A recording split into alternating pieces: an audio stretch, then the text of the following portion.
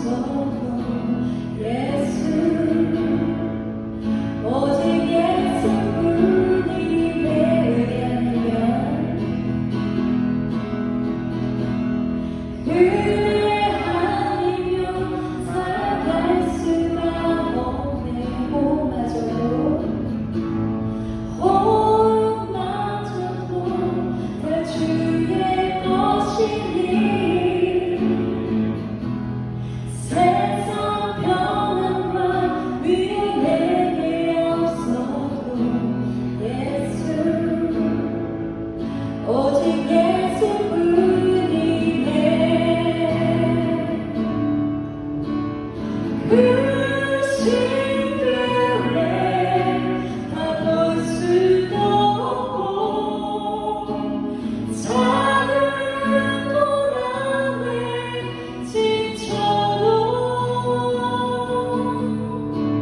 주께 높이 나의 모든 삶 버티고 견디게 하시네.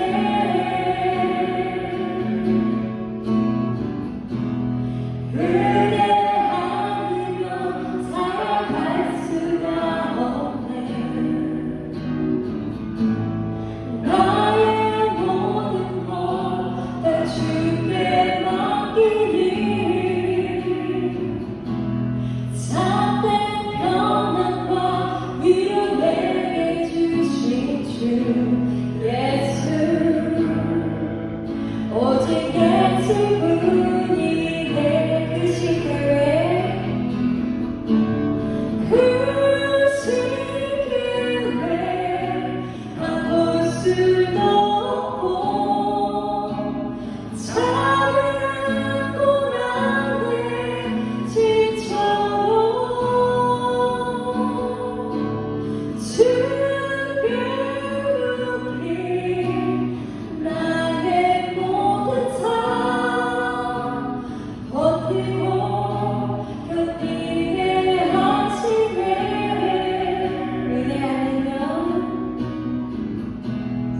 은혜 아니면 살아갈 수가 없네. 나의 모든 것 다 주께 맡기니 참된 평안과 위로 내게 주신 주 예수 오직 예수뿐이네.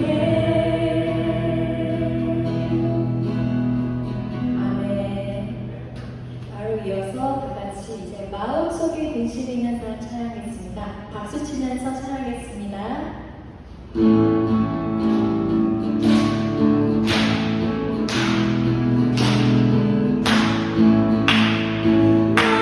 마음속에 근심 있는 사람 주 예수 앞에 나아가 슬픈 마음 있으네. 주 예수님 아니라 주 예수 앞에 나아가 주의 친구니 무엇이나 근심하지 말고 주 예수님 아니라 누구라며 눈물 나며 기쁨한 숨쉬네. 주 예수 앞에 나아가 눈물 없이 내리더라도 주 예수님 아니라 주 예수 앞에 나아가 주의 친구니 무엇이나 근심하지 말고 주 예수님 걱정하겠다. 괴로움과 두려움 있으네. 주 예수 앞에 나아가 기쁨을 염려하지 말고 주 예수님 아니라 주 예수 앞에 나아가 주의 친구니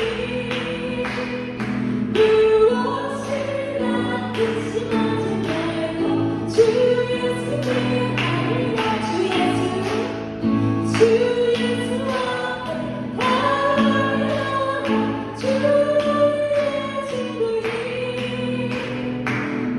무엇이나 근심하지 말고 주 예수님 아니라 그날이 보정같이 이루어줄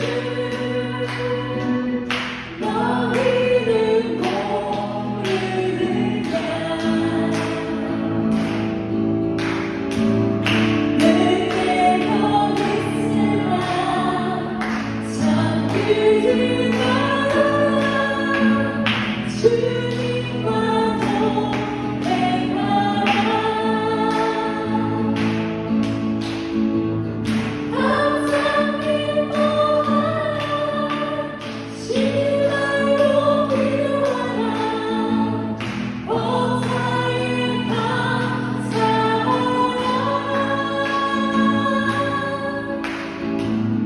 예수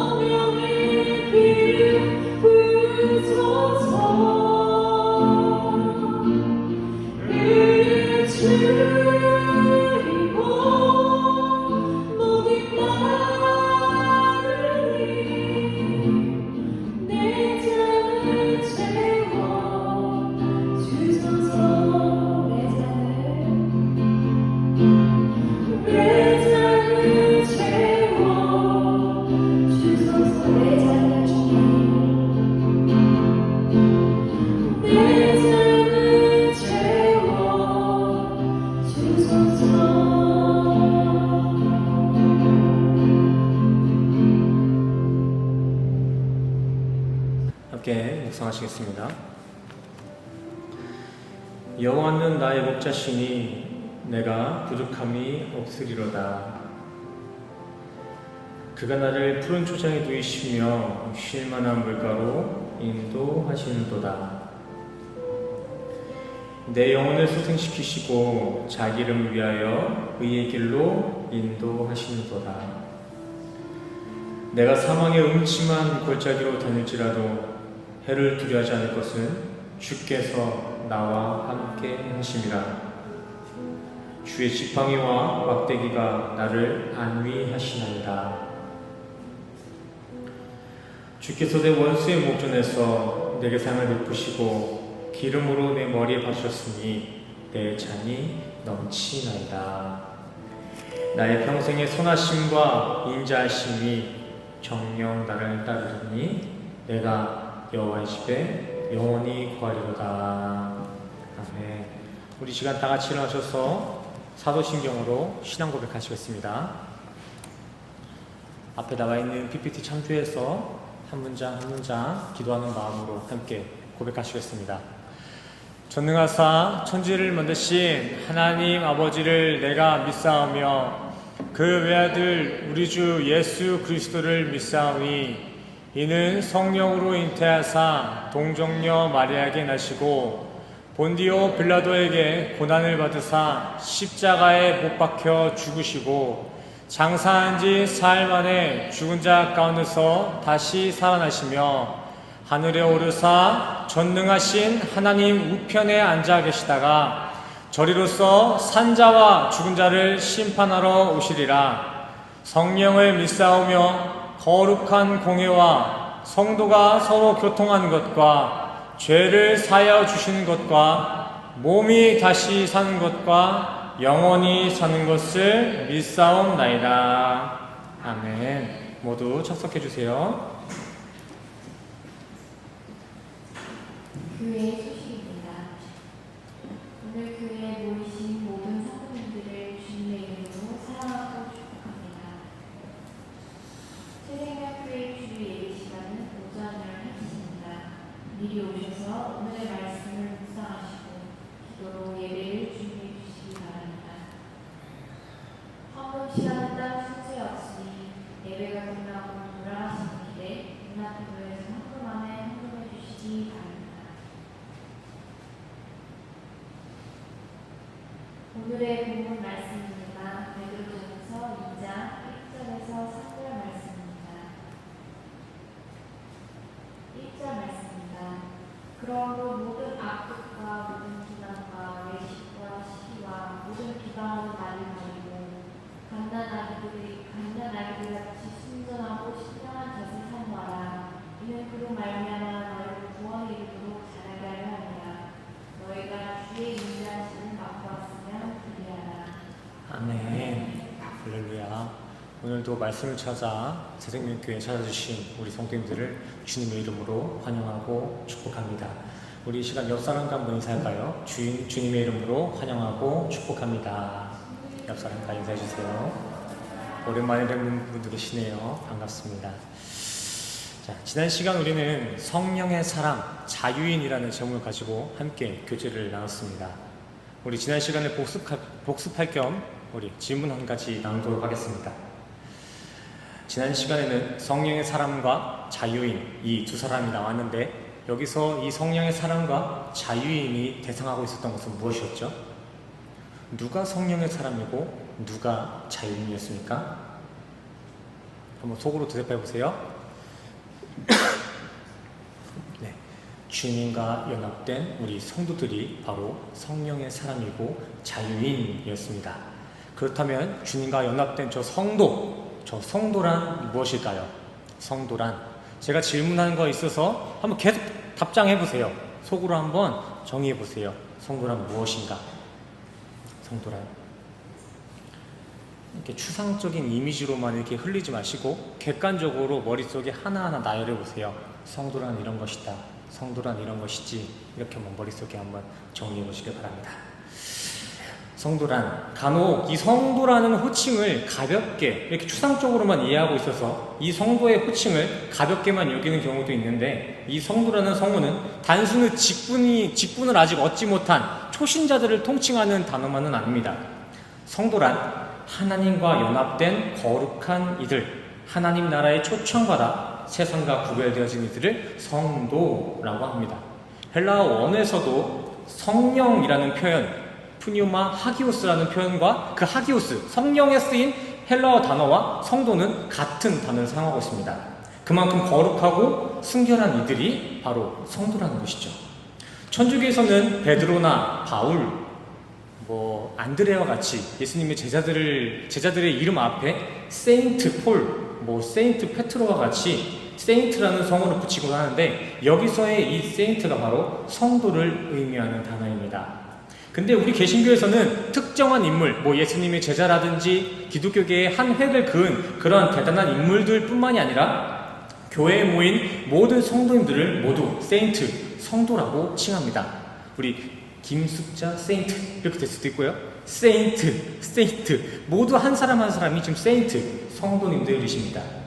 물론 단순히 교회에 출석만 한다고 해서 모두가 주님 앞에 세인트이며 성도로서 인정받는다는 것은 결코 아닙니다. 그러나 또 반대로 한 시대에 특별한 업적을 남겨야만 주님 앞에 성도로 인정받는다는 것은 더욱더 아닙니다. 이건 개신교 정신에 정반대되는 주장이에요. 오늘날 우리 개신교계에서는 어떤 시대적 업적을 남기지 못했어도 이렇게 교회에 나와서 우리 주 예수 그리스도를 만나 그 예수님의 손을 붙잡은 우리 교인들 모두가 세인트이며 성도입니다. 이 시점에서 우리 성도님들께 다시 한번 질문 하나 드리겠습니다. 우리 성도님들 주님 만나셨나요? 한번 대답해 보세요. 주님 만나셨나요? 정말 그 주님의 손을 붙잡고 계신가요? 그렇다면 우리 모두가 바로 하나님 나라의 거룩히 구별된 세인트, 성도입니다. 그리고 여기서 한 가지 더 기억해야 될 것은, 그렇게 성도가 된 우리 심령 안에, 우리 성도의 이 안에는 이제 하나님의 영이신 성령이 내주하고 있다는 사실입니다. 지금 우리 마음속 깊은 곳에 이 우리 성도의 심령 안에는 예수님과 동일한 본질을 가지고 계신 하나님의 영이신 성령님이 살아서 운동하고 계신다는 것입니다.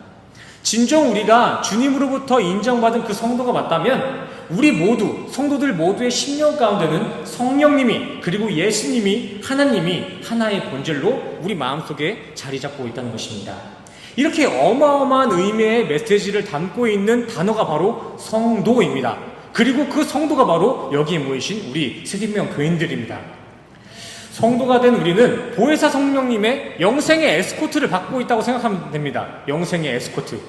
성령님은 지금 이 시간에도 24시간 쉬지도 않으시고 성도의 천국의 안위를 경호하기 위해서 주무시지도 않고 계속해서 우리 안에서 일하고 계세요. 그렇기 때문에 예수를 만난 성도님들의 인생은 믿기 전의 인생과 극명한 차이가 있을 수밖에 없습니다. 율법적으로 지키는 차원이 아니라 성령님이 우리 안에 계시기 때문에 성령이 계시기 전과 계신 이후의 삶은 극명한 차이를 볼 수밖에 없다는 것이죠. 우리 안에 계시는 성령님이 그렇게 거룩히 끌고 간단 말입니다. 지난주 함께 나눈 임산부 비유 기억하고 계신가요?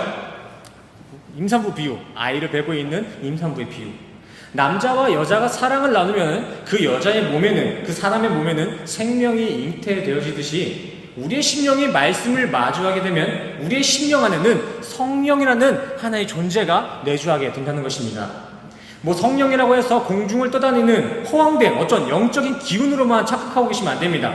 성령은 지금 이 시간에도 우리 안에 내주하고 계신 하나님의 실제적인 영입니다. 질문 다시 한번 하겠습니다. 우리 성도님들 가운데 성령님이 내주하고 계심을 믿으시나요? 성령님이 우리 안에 계시다는 걸 정말 영으로서 믿고 계신가요? 아멘. 그러니까 오늘 우리 성도님들이 교회에 모이신 것입니다. 성령님이 우리 안에 있기 때문에 우리 성도님들이 오늘 교회에 오신 거예요. 성도님들 안에 성령님이 안 계신데 교회에 나온다는 건 사실 말이 안 됩니다. 일주일에 단 하루 쉴 수 있는 일요일날 휴가 가지 않고 이 자리에 왔다는 것은 성령님이 지금 이 시간에도 우리 성도님들을 천국으로 데려가기 위해서 열심히 일하고 있다는 증거예요. 지금 이 시간에도 열심히 성령님께서는 운동하고 계세요. 우리 천국 한번 보내보자고. 현실적으로 한번 생각해 보세요. 일주일에 딱 하루, 일요일, 오늘 이 시간 딱 하루 쉽니다. 근데 그 일요일날 말씀 들으러 그렇게 막 재밌지도 않잖아요. 이런 말씀 들으러 여기 교회에 모인다는 게 과연 보통 정신으로 이게 납득이 되시나요? 한번 생각해 보세요. 그것도 뭐 한두 번이야 가능합니다. 근데 매주 이렇게 황금 같은 일요일 브런치 시간에 이렇게 모여서 말씀을 듣는다는 게 과연 보통 정신으로 가능한 것인지 한번 이성적으로 한번 생각해 보세요. 속으로 내가 큰 마음 먹고 왔다, 교회 안 나가면 누구 눈치 보여서 나온 거다 라고 생각하실 수도 있습니다.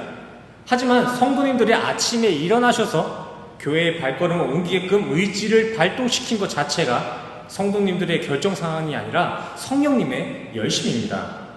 이 자리는 우리 성도님들을 천국 한번 보내보겠다는 성령님의 열심의 자리예요. 열심의 자리. 또 한번 생각해 보세요. 과연 우리가 누가 뭐라고 한다고, 누가 눈치 준다고 해서 이 자리에 나올 위인들인가요? 한번 생각해 보세요. 누가 뭐라고 한다고 일주일 중 가장 귀한 시간을 이러한 모임 가운데 올 사람인가 내가? 과연? 이게 과연 사람 때문에 이 자리에 온 건가? 생각해 보세요. 아닙니다. 여기 이 예배자에 나와 계시는 성도님들은 전부 다 성령님의 열심의 표현입니다. 하나님의 뜻 때문에 이 자리에 오신 거예요. 애초에 눈치를 준 그 사람의 마음도, 눈치 받은 사람들도 먼저 애초에 하나님 다 흔들어 놓으신 거예요. 하나님의 계획에는, 그 하나님의 섭리에는 우연이란 없습니다. 성도님들의 사소한 모든 일정까지 전부 다 하나님의 천국 순서대로 착착착 이루어지고 있는 거예요. 천국은 뭐 대단한 업적을 세워서, 공을 세워서 들어가는 것이 아니라 이렇게 허락하신 하루하루가 쌓여서 그것이 점철되어서 천국을 겨뤄내는 것입니다. 마치 뱃속 태아가 산모의 생활 패턴이나 습관들을 통째로 바꿔내기도 하듯이 우리 안에 내주하신 성령님은 우리의 삶을 그렇게 거룩한 삶의 방향으로 이끄신다는 것이죠. 요한복음 16장에서도 이러한 진리를 전하고 있습니다. 그러나 진리의 성령이 오시면 그가 너희를 모든 진리 가운데로 인도하시리니. 아멘. 이 말씀과 같이 성령님께서 오늘날 우리 성도님들을 세상의 속박에서 이 예배의 자리로, 이 구원의 자리로 인도하신 줄 믿습니다. 그래서 우리 성도들에게는 참 자유가 있다는 것입니다. 맘 편히 술 먹을 수 있고 마음 편히 마약할 수 있는 그러한 방종 말고 세상 어느 곳에도 얽매이지 않고 천국 진리에만 온전히 설 수 있는 참 자유, 이런 참 자유가 우리 성도에게 있다는 것이죠. 여기 모이신 우리 수생명교회 모든 성도님들 모두가 진리 안에서 자유한 성도님 되시기를 간절히 소원합니다. 자, 오늘 본문 말씀 다시 한번 보시겠습니다. 1절과 2절 밑에 원문은 신경 쓰지 마시고 우리 1절과 2절 우리 같이 합독해 볼까요? 시작! 그러므로 모든 악독과 모든 기만과 외식과 시기와 갓난아기들 같이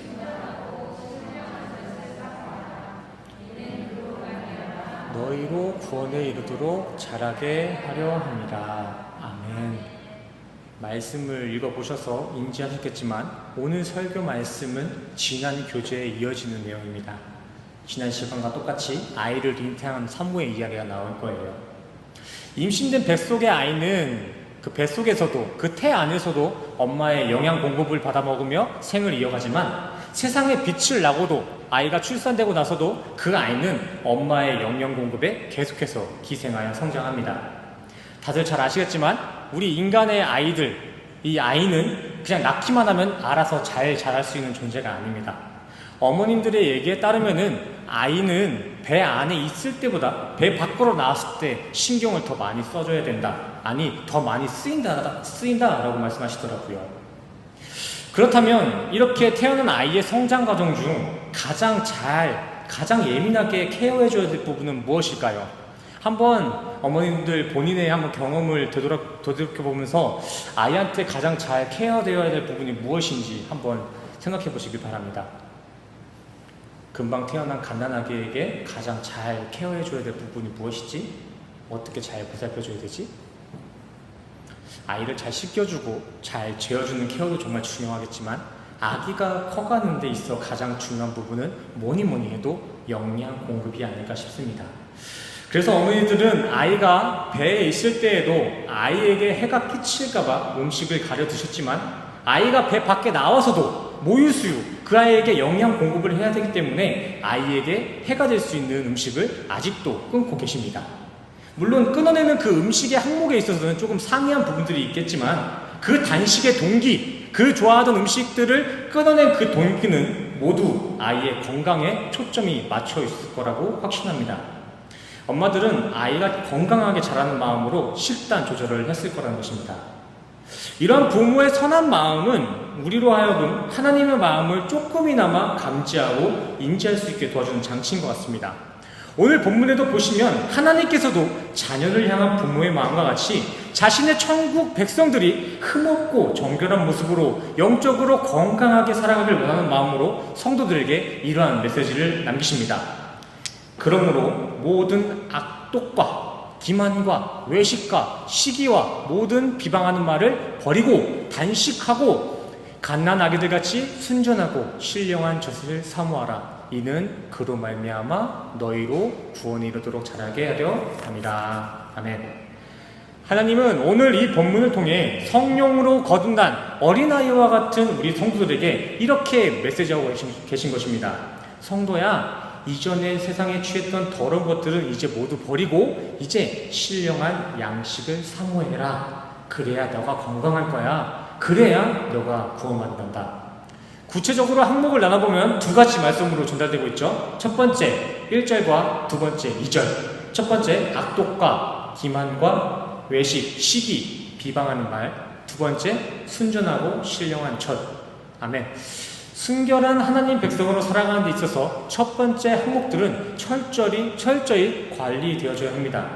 로마서 1장 28절 말씀에서는 첫 번째 항목들, 저 악독과 기만과 외식들을 향해서 신에게 버려진 이들에게나 나타나는 모습으로 기록하고 있으며 갈라디아서 5장 21절 말씀에서는 바울은 이러한 항목들을 하나님 나라를 유업으로 받지 못하는 증거다라고 말하고 있습니다. 또한 마태복음 23장에 예수님께서는 저러한 첫 번째 항목에 있는 자들을 향해서 뱀들아, 독사의 새끼들아 라고 말씀하시면서 지옥의 판결을 피할 수 있겠냐? 지옥 갈 이들의 증거라고 기록하고 계십니다. 이를 정합해보면 만약 성도의 신앙생활 중 우리 성도님들의 삶 가운데 악독과 기만과 시기 비방이 질비하고 있다면 그것은 하나님으로부터 버려짐과 지옥의 판결을 증거한다는 것입니다. 이러한 이들은 정말 자신이 하나님 나라에 초청된 성도가 맞았는지 한번 되돌이켜볼 필요가 있습니다. 성도라고 하면서 거듭난 이라고 하면서 우리 안에 성령이 있다고 하면서 우리의 삶 가운데는 악독과 기만과 외식과 시기와 비방이 질비하고 있다면 그것은 내가 정말 성도가 맞았는지 다시 한번 돌아볼 필요가 있다는 것이죠. 우리 성도들의 삶 가운데 이러한 첫 번째 항목들이 계속해서 허용되고 남발되고 있다면 그것은 마치 부모에게 버림받은 아이, 더 이상 생명을 보장받지 못할 아이의 불안정한 상태와 같은 것입니다.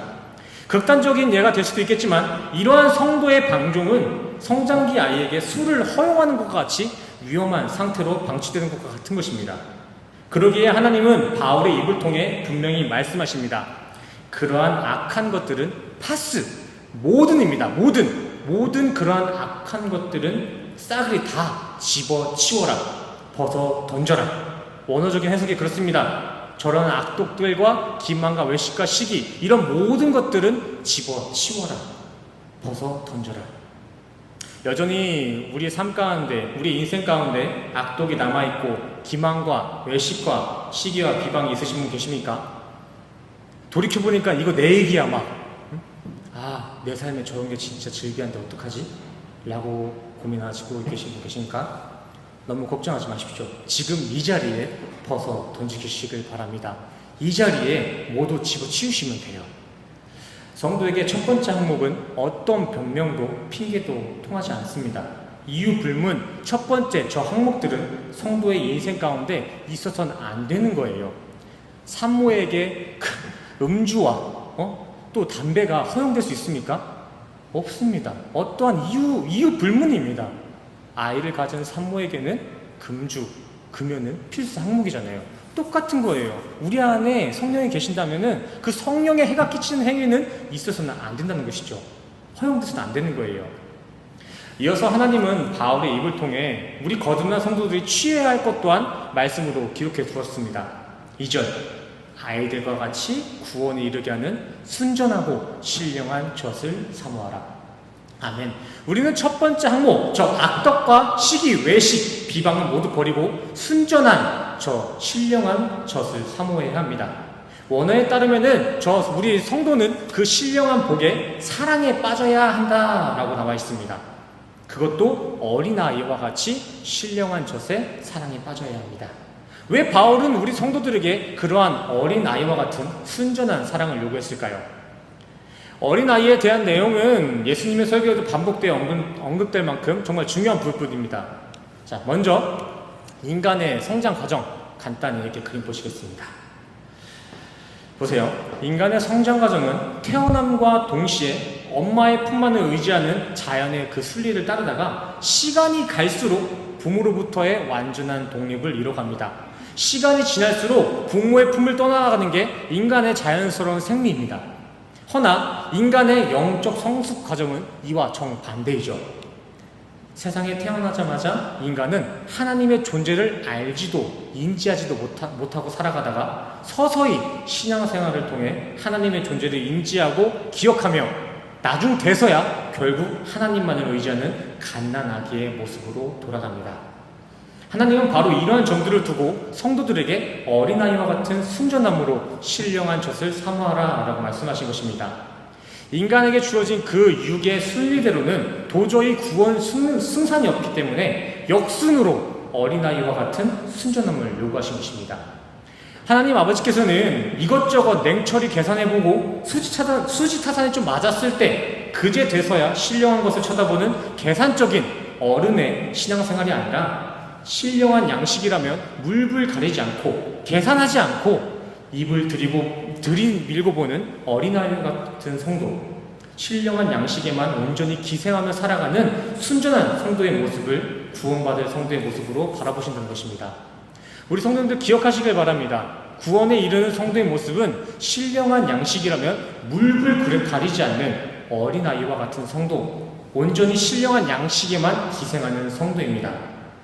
자, 그렇다면 이제 여기서 하나님이 말씀하신 신령한 젖이란 무엇일까요? 원어를 보시면은 조금 더 자세하게 나와 있습니다.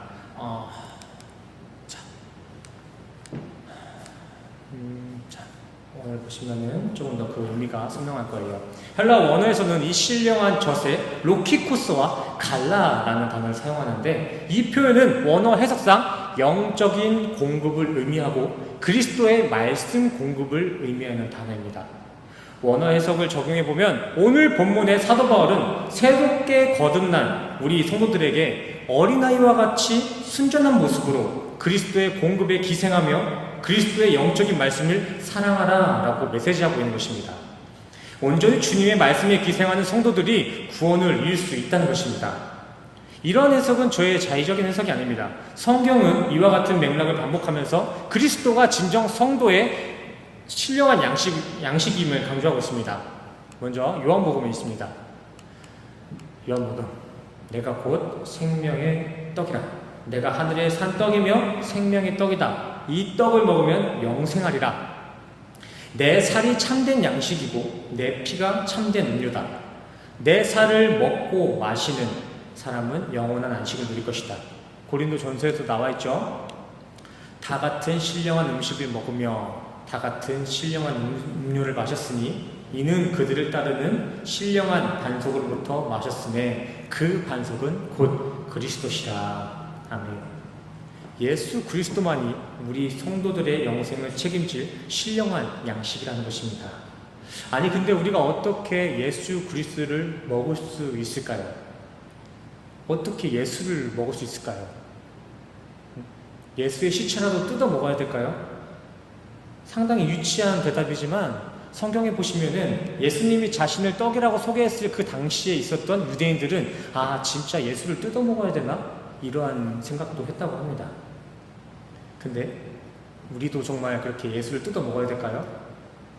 아니죠. 성도가 참 양식 되시는 예수 그리스도를 온전히 취할 수 있는 방법은 하나님의 계시이신 그 예수 그리스도가 기록되어진 이 성경 말씀을 마음으로 품어내는 것입니다.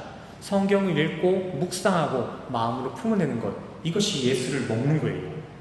성경을 보고 성경의 감동으로 기도하고 찬양으로 예배하는 것, 이것이 참된 양식이신 예수 그리스도를 온전히 취하는 것이며 성경 말씀을 사랑하고 성경 말씀에 온전히 기생하는 인생을 사는 것이 진정 구원받을 성도의 모습이라는 것이죠. 그래서 에스겔서 3장 말씀에서도 보시면 하나님이 에스겔을 자신의 대언자, 선지자로 부르시고 가장 먼저 하신 일도 하나님의 말씀, 성경을 먹이신 일이십니다. 자신의 말이 기록되어진 성경을 통째로 그의 인생에 기입하셨다는 것이죠. 시편 1편 말씀에서도 보시면 하나님의 복을 받는 이들의 모습 또한 하나님의 말씀을 밤낮 주야로 묵상하는 사람이다 라고 기록되고 있습니다. 정말 우리 성도님들의 신앙생활엔 무엇보다 하나님의 말씀이 풍성하길 간절히 소원합니다. 그렇게 하나님의 말씀이 가득 풍성히 채워져서 우리 성도님들 모두가 하나님의 유업을 이어받으시고 하나님께 축복받는 우리 모두가 되기를 간절히 소원합니다. 오늘 말씀은 참 먹고 살기에 목을 매는 우리 현대인들에게 딱 맞는 메시지라고 생각이 듭니다. 유독 한국인들은 먹고 사는데 유독 인생을 더 많이 투자하는 것 같습니다. 오죽하면 한국인들은 안부 인사에서도 막 식사하셨습니까? 라고 물어보고 생일인 사람한테는 미역국 먹었냐? 시험 보는 사람한테는 엿 먹고 갔냐?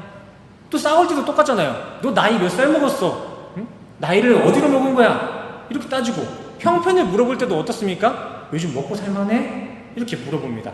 이외에도 금강산도 식후경이다. 먹는 게 남는 거다. 라는 말과 같이 아주 먹는 거에 한을 품은 듯한 그 발언들을 한국인들이 많이 사용하고 있습니다.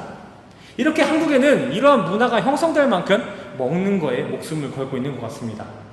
그래서인지 한국 사람들은 먹고 사는 경제적인 수준을 기적적으로 빠른 속도로 그 성공 가도를 달리고 있습니다. 정말 한국은 그렇게 세상 먹고 사는 경제 수준을 세계 선진국 반열에 올려놨어요. 하지만 영적인 양식의 공급은 날이 갈수록 하향 곡선을 그리고 있습니다. 그래프 수치, 통계상으로도 기독교인의 그 믿음의 수치가 점점 뚝뚝 떨어지고 있어요. GDP, 국민들의 가정 형편은 점점 더 성장하고 있지만 한국교회의 영적 성장은 퇴보되고 있다는 말입니다. 이러한 경제와 신앙의 반비례 형상은 교회 내에서도 마찬가지로 일어나고 있습니다. 한국교회의 외형, 한국교회뿐만 아니라 현대의 모든 교회의 외형은 뒤처질 것 하나 없이 화려해지고 있습니다. 교회 프로그램이나 활동 또한 날이 갈수록 발전해가고 있는데 결국 먼지보다 조그만한 바이러스 하나에 1년간 28만 명이 넘는 성도들을 등지게 했습니다. 코로나가 잠시 잠식될 때까지만 그 때를 기다리겠다. 코로나가 이제 풀리면은 교회에 가겠다는 성도가 28만 명이 아니라 코로나 때문에 28만 명이라는 사람들이 기독교를 이렇게 반대로 배도했다는 것이죠. 그게 28만 명이에요. 이렇게 먼지보다 작은 바이러스가 현대 교회의 불균형을 폭로해버렸습니다. 어쩌다가 이렇게 튼튼해 보이는 굵직한 현대 교회에 영적 골다공증이 생겼을까요? 그렇게 날이 갈수록 튼튼해 보이는 그 교회가 어떻게 이 먼지만한 코로나 하나로 이렇게 무너지곤 했을까요? 그것은 그 교회를 지탱하고 있는 뼈대가, 교회의 기초가 반석이신 성경 말씀이 아니라 페이크, 섬유 소재와 같은 교회 교육 프로그램과 또 화려한 외형, 허상의 기복주의, 인본주의의 다른 복음으로만 가득 채워져 있었기 때문입니다. 교회의 교인들을 돈 돌리게 한 주요 원인은 코로나 바이러스가 아니라 코로나보다 더 지독한 기복주의, 인본주의의 다른 복음이었다는 것입니다.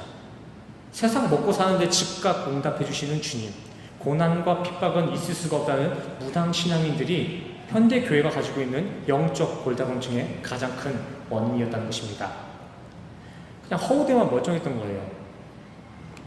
자, 서양 격언 중에는 You are what you eat 라는 격언이 있습니다. 당신이 뭘 먹었는지가 당신이다. 먹은 그것의 결정체가 바로 당신이라는 것입니다. 성도님들께 한번 묻고 싶습니다. 성도님들은 무엇을 자주 드시나요? 뭘 자주 드세요? 햄버거 저렇게 먹으면 저희가 햄버거가 되는 겁니다. 우리 성도님들은 뭘 자주 드세요? 조금 더 다른 차원에 있어서 영의 양식을 많이 드십니까? 육의 양식을 많이 드시나요? 다시 한번 묻고 싶습니다. 우리 성도님들은 무엇의 결정체입니까? 우리 성도님들은 무엇으로 이루어져 있습니까? 성도님들의 뼈대는 무엇으로 지금 구성되어 있습니까? 성도님들의 인생은 지금 말씀으로 이렇게 구성되어 있습니까? 아니면 세상의 기준으로 이렇게 인생이 이렇게 구성되어 있습니까? 우리는 이 시간 고민해 볼 필요가 있습니다. 혹시 나의 기초 또한 지성이면 강천이라는 열심당, 기복주의의 신앙과 세상 성공 기준으로 뼈대를 이루고 있지 않았는지 한번 깊이 성찰해 볼 필요가 있습니다. 이에 있어 오늘날 이러한 우리 현대인들을 향해 하나님과 예수님은 우리 성도들을 향해 이렇게 말씀하십니다. 신명기 8장입니다. 사람이 떡으로만 사는 것이 아니요 여호와의 입에서 나오는 모든 말씀으로 사는 줄을 너로 알게 하려 하십니다. 예수님도 다시 한번 말씀하시죠. 사람이 떡으로만 살 것이 아니요 하나님의 입으로부터 나오는 모든 말씀으로 살 것이라. 아멘. 바로 이어서 마지막 본문 1절, 2절, 3절 읽어보도록 하겠습니다.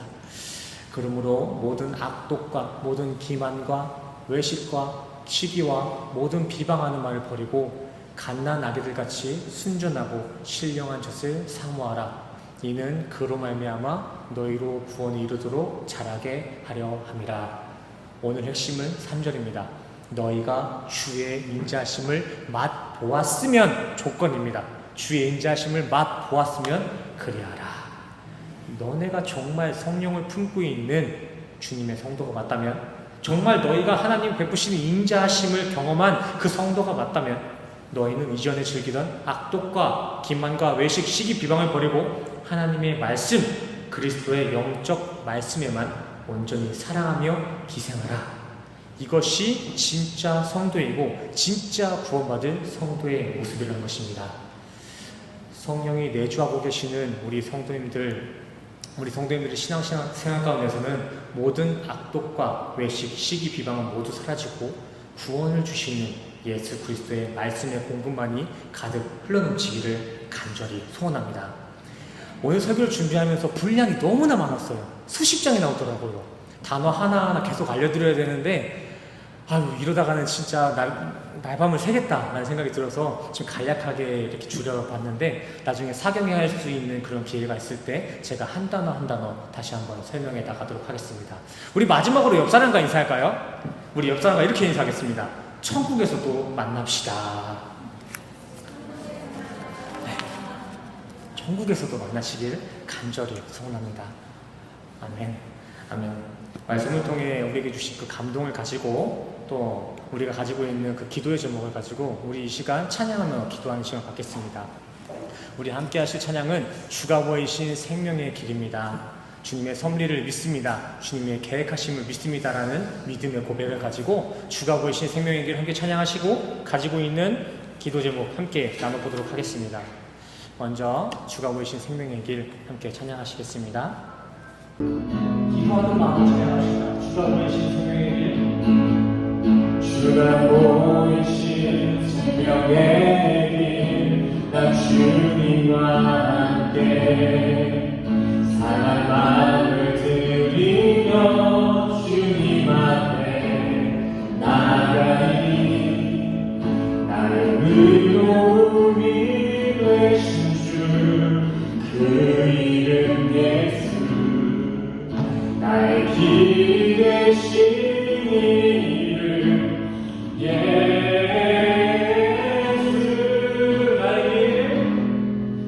나의 길 오직 그가 아시나니 나를 달려가신 후에 내가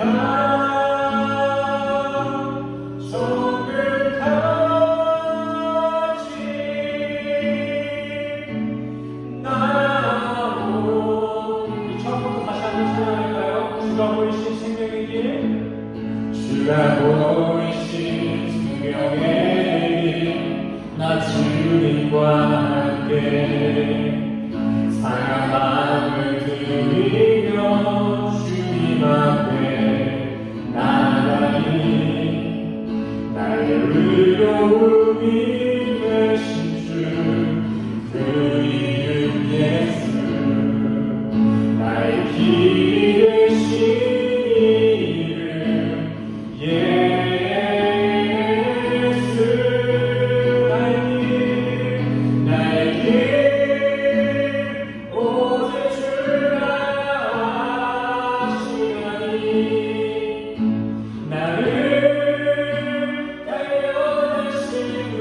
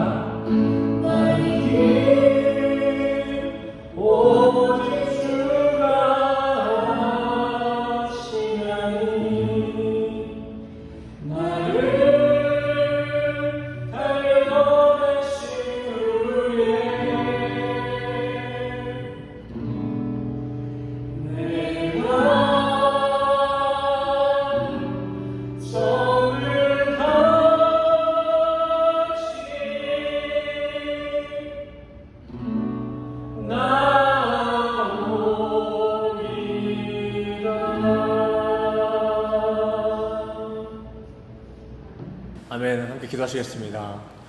주님, 이 시간을 통해 주님의 신령한 말씀만이 우리 성도의 구원을 책임질 참된 양식인 줄 배웠습니다. 주님, 우리 성도들의 인생을 세상 먹고 사는 데만 쫓겨 사는 인생이 아닌 하늘의 안식을 준비하며 하늘의 양식을 구하며 살아가는 지혜로운 자의 인생으로 인도하여 주시옵소서. 정말 그리스도의 말씀이라면 자다가도 눈이 번쩍 뜨이는 어린아이와 같은 순전한 마음으로 신앙생활하길 원합니다. 우리 안에 깊이 내주하고 계시는 성령님, 우리 안에 여전히 남아있는 악독과 시기와 비방과 기만은 모두 태워주시고 그 빈자리 가운데 주님의 말씀을 사모하는 순전한 마음을 가득 채워 주시옵소서. 주님, 이 시간 또한 하늘의 양식에 감사하는 마음으로 주님 앞에 땅의 재물과 헌신과 봉사로서 봉헌하는 이들이 있습니다. 이들이 드리는 봉헌의 크기가 아닌 봉헌의 동기를 관찰하시고 주님의 이름으로 그들의 봉헌을 축복하여 주시옵소서. 주님, 우리 성도들 다시 한 주간을 살아갑니다. 주님의 말씀에 기생하는 것만이 우리 성도가 천국에 들어갈 유일한 길이요 진리인 줄 믿사오니 이번 한 주간은 다른 세상 기준에 요동되거나 유혹되지 않고 오직 주님의 말씀에만 기생하며 살아가는 어린아이의 한 주 되게 하여 주시옵소서. 주님만 의지하는 우리의 연약함과 함께 하실 주님의 은혜에 감사드리며 예수 그리스도의 이름으로 간절히 기도드렸습니다. 아멘. 아멘. 우리 이 시간 다 같이 가슴에 손을 얹으시고 함께 축도하시겠습니다. 지금은 우리 주 예수 그리스도의 은혜와 십자가에서 확증하신 주님의 사랑과 하나님의 영이신 성령님의 교통하심이 지금 이 자리에 모이신 모든 성도님들의 머리 위에 지금으로부터 영원까지 함께 하시기를 간절히 축원하옵나이다.